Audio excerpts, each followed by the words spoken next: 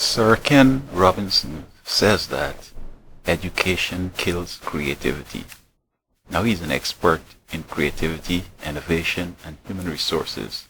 And he's going around giving his public talk and he's written books and so forth. I think that he of himself is not creative. The only creative thing about him is that he's making money over his books and his talks. And many people who are sort of disenchanted with education are finding him sort of an inspiration. Now, off the bat, I'll say that he was educated in the British system. And the British system perhaps does not lend to much creativity.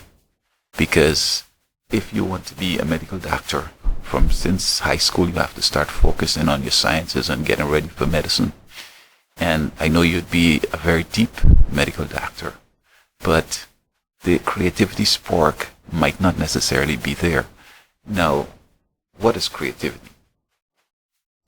Creativity is higher levels of cognitive development. And some kids are born with that propensity towards that higher level cognitive activity. And then they have a supportive environment at home and so on. But schools do not necessarily help out there. You have many professors who are still on the knowledge and understanding level. But some kids in high school have abilities to go up to synthesis, evaluation, analysis levels. Now, education helps one to see what has been discovered in the past. In other words, it's not a straight carte blanche thing that you can say, oh, I have an education, that's it. You could go ahead without an education, but you can find that for the first 50 years, you're going to discover things that you could have learned in elementary school. You're going to discover that you need to wash your hand because you didn't wash your hand and you got sick. You're going to discover that if you throw something up in the air, it will come down, it doesn't stay up, and stuff like that. So this is what education does. It gives you a foundation and helps you to see what has been discovered in the past so you don't go trying to reinvent the wheel. Furthermore, not everybody's going to be creative. If everybody were creative, what kind of world we would have? Some people have to do the routines. Some people will be creative. But nevertheless, education gives you a certain basis to operate in society because you learn how to do things very quickly. Now, what is, in other words, I think that if his argument was true, that education kills creativity, what about during the Middle Ages when people had no education? Was there a bunch of creativity? No. After the Middle Ages, when governments realized that it's not only the clergy and the higher people in society, the higher classes should have education. So they made education available to the more people, to the masses. And then we have all these inventions. You had the Renaissance, you had the Industrial Revolution, you have management, strategies developed, etc. So I'm not sure where he's coming from. But what I think that happened in the Middle Ages and happened today, that you could say that perhaps education is killing creativity. Because during the Middle Ages, people were profoundly evil. That is why they were that backward. And today, the world is tending to get that evil. Just a couple days ago, the whole world celebrated Halloween. And they're being hoodwinked into some evil without even realizing what they get into. But education today, they're even saying that degrees are not having the full weight that they had in the past. Well, you have in online schools, you have these true-false tests, you have everybody going to college. I mean, you will have to water down the education. And so that I have had an education in America, and I think my education is extraordinary, and I'm excited about it. And I think that I could rank with these folks in Britain also, or anybody who wants to come on. But I think that what helped us to come to the Middle Ages, when there was stagnation and there was no creativity, is the Christian Reformation. And so, what about the Christian Reformation that would help to create innovation and creativity and so on?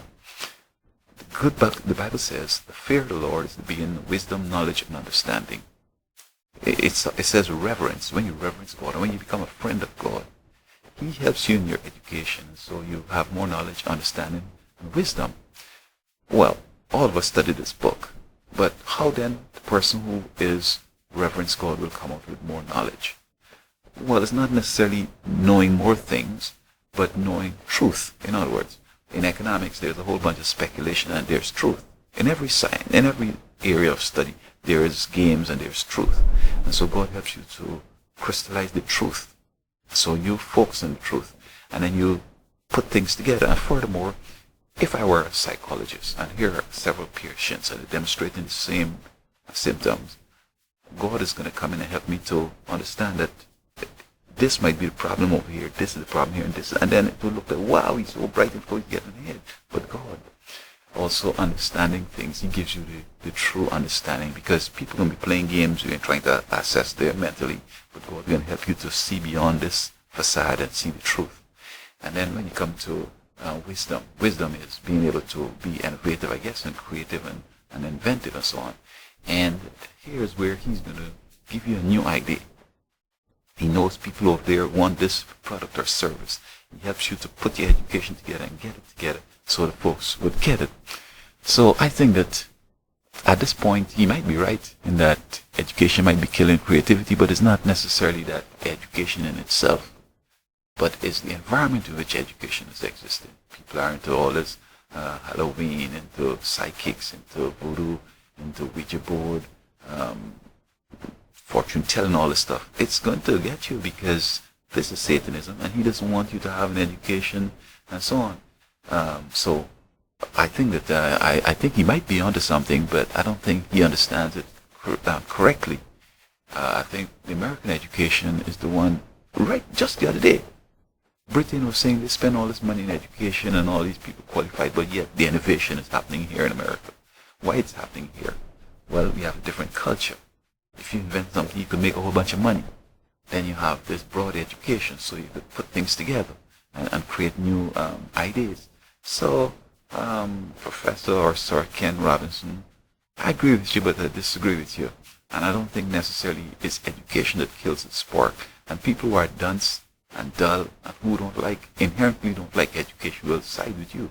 But a person like me who is excited about education, you could be in a class and folks doing the stuff, and you could still come out and still get the whole gist of it and come up with some new ideas and innovative. And I think that is what I have done. So education does not kill no spark. Education helps you to cut out all the foolishness and get straight to the chase. Education forever.